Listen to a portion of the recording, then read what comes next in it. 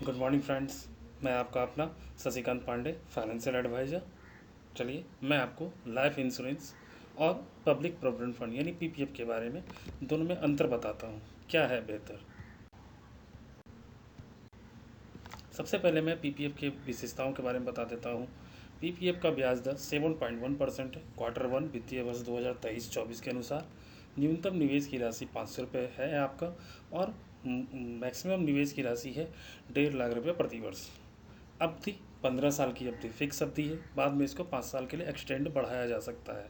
Tax benefit, जी हाँ, 80C के अंतर्गत इसमें भी टैक्स बेनिफिट 1.5 लाख रुपये की है। पीपीएफ की विशेषता, लॉक इन अवधि। पीपीएफ 15 साल की लॉक इन अवधि वाला एक दीर्घकालीन टर्म निवेश है। इसका मतलब यह है कि पीपीएफ खाते में जमा की गई राशि को मैच्योरिटी पर ही निकाला जा सकता है। इसका 15 साल फिक्स टर्म है और 5 साल को इस 5 साल के लिए इसको बढ़ाया जा सकता है।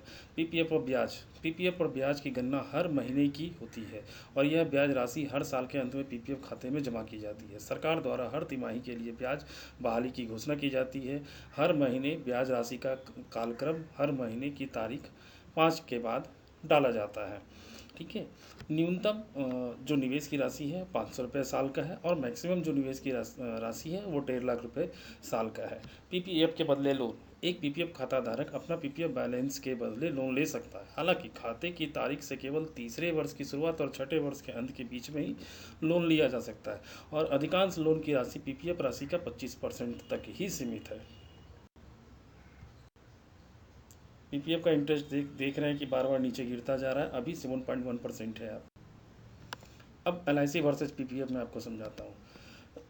Objective, LIC financial protection against unfavourable events and long term saving commitments and responsibility है। यानी कि लंबे समय के बीच में आपका जो भी उत्तरदायित्व है और आपका जो भी कमिटमेंट किया गया है उसको पूरा करने के लिए ये एक विषम परिस्थिति के लिए तैयार किया गया एक निवेश है एलआईसी। और पीपीएफ लॉन्ग टर्म सेविंग है। इसमें सिर्फ आप लंबे समय के अंतराल में सेविंग कर सकते हैं। रिस्क ऑन इन्वेस्टमेंट दोनों में, एलआईसी और पीपीएफ दोनों में ही जीरो है। टाइम पीरियड, एलआईसी में मिनिमम 5 साल है और मैक्सिमम 35 ईयर्स है, या फिर टिल डेथ भी हो सकता है कुछ कुछ पॉलिसी के अनुसार में। पीपीएफ में 15 साल फिक्स टर्म है, बाद में इसको 5 साल बढ़ाया जा सकता है। कंट्रीब्यूशन प्रीमियम, तो एलआईसी में प्रीमियम आपका टेन्योर के अनुसार में, पॉलिसी के अनुसार में निर्धारित की जाती है और पीपीएफ में आपका फिक्स है 500 रुपये सालाना या फिर 1.5 लाख रुपये सालाना। 500 रुपये से 1.5 लाख रुपये सालाना तक ये आपका फिक्स है।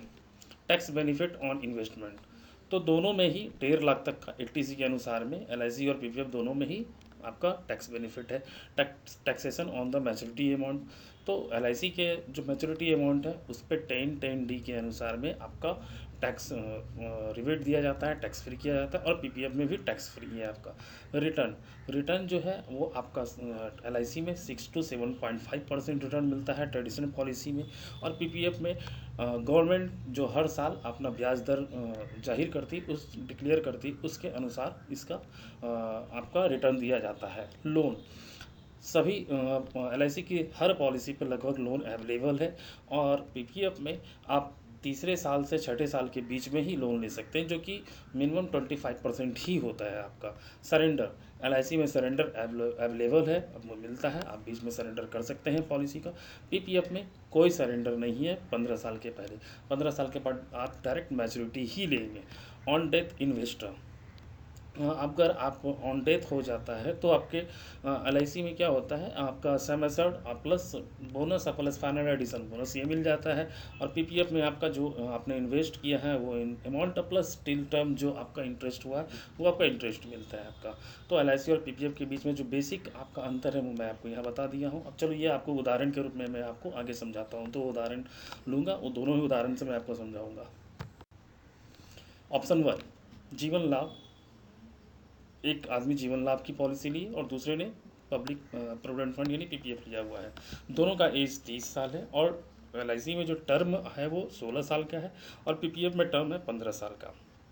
प्रीमियम पेइंग टर्म पीपीटी, जीवन लाभ यानी कि एलआईसी में 10 साल का है और पीपीएफ में आपका 15 साल। जितने साल का टर्म है उतने साल फिक्स आपको प्रीमियम देने ही है। सालाना प्रीमियम एलआईसी में आपका 1,56,951 रुपये पड़ता है और पीपीएफ में आपका 1 लाख रुपये सालाना प्रीमियम आपका पड़ता है। टोटल आप जो है 16 साल या 15 साल में आप इन्वेस्ट कर रहे हैं, कितना पैसा इन्वेस्ट कर रहे हैं? तो एलआईसी में 16 साल में आप इन्वेस्ट कर रहे हैं 15,69,510 रुपये, और पीपीएफ में आप 15 साल में, 1 साल कम है उससे, जबकि फिर भी 15 साल में आप 15 लाख रुपए आप इन्वेस्ट कर रहे हैं। तो मैच्योरिटी क्या मिलती है आफ्टर 15 ईयर्स और 16 ईयर्स?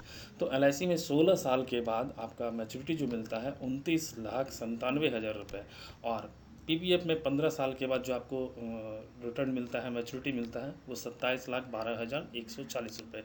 इंटरेस्ट 7.1 के हिसाब से यहाँ कैलकुलेट किया गया है। तो यहाँ आप लगभग देख रहे हैं कि लगभग 1.25 लाख के आसपास में आपको मैक्स एक्स्ट्रा मिल रहा है आपको एलआईसी में। उसके अलावा नेचुरल रिस्क कवर, एलआईसी में नेचुरल रिस्क कवर आपको 18 लाख का मिलता है, जबकि पीपीएफ में आपको एक भी रुपये का नेचुरल रिस्क कवर नहीं मिलता है।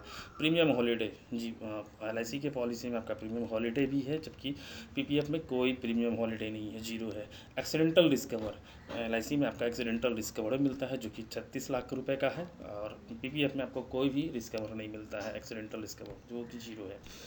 डिजेबिलिटी बेनिफिट, जी हाँ, एलआईसी में आपको डिजेबिलिटी बेनिफिट भी मिलता है, जबकि पीपीएफ में आपको एक भी रुपये का डिजेबिलिटी बेनिफिट नहीं मिलता है।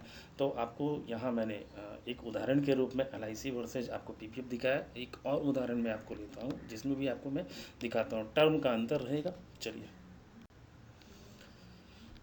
इसमें दोनों ही सेम चीज़ लिया गया है। इसमें भी जीवन लाभ एलआईसी का लिया गया है और पीपीएफ लिया गया है। जीवन लाभ यहाँ टर्म आपका 21 साल है, और यहाँ पीपीएफ में टर्म है आपका जो कि एक्सटेंडेड टर्म है 20 साल।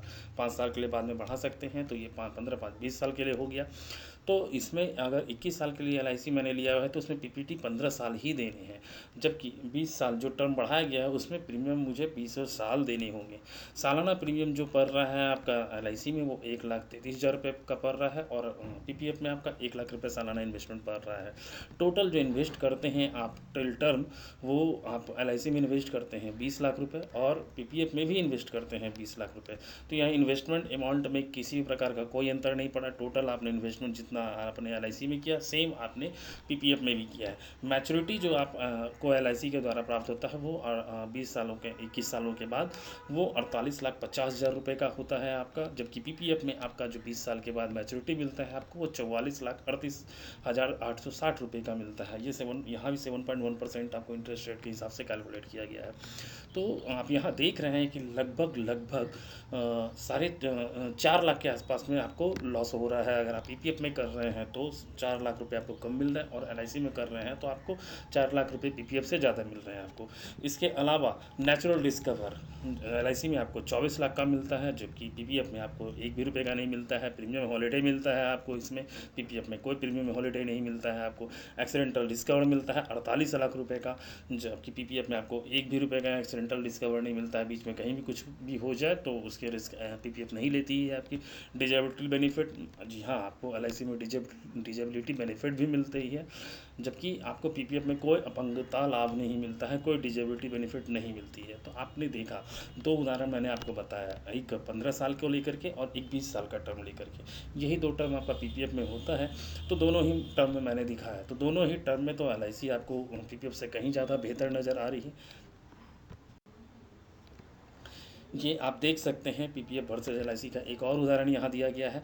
साथ ही साथ यहाँ पे आपको इंटरेस्ट रेट के बारे में भी दिखाया गया कि किस तरह से इंटरेस्ट रेट लगातार गिरता चला जा रहा है। 1990 में 16% था, 2010 साल के बाद वो 13% पे आ गया। 10 साल और आगे बढ़ते हैं, 2010 में वो 10% पे आ गया। 2020 में 7% आ गया। तो 2030 में 4%, 2035 में उसी हिसाब से 2.5%, 2040 में 1%। तो देख रहे हैं कि लगातार पीपीएफ का इंटरेस्ट रेट आपका लगातार, सरकारी इंटरेस्ट रेट जो है वो आपका डाउन गिरता ही चला जा रहा है। तो आप खुद बेहतर सोच सकते हैं इसके बारे में। बहुत बहुत धन्यवाद। मैंने आपको सारी जानकारी पीपीएफ वर्सेज एलआईसी दे दिया है। आशा करता हूँ आपको समझ में आया होगा। बहुत बहुत धन्यवाद। Have a nice day.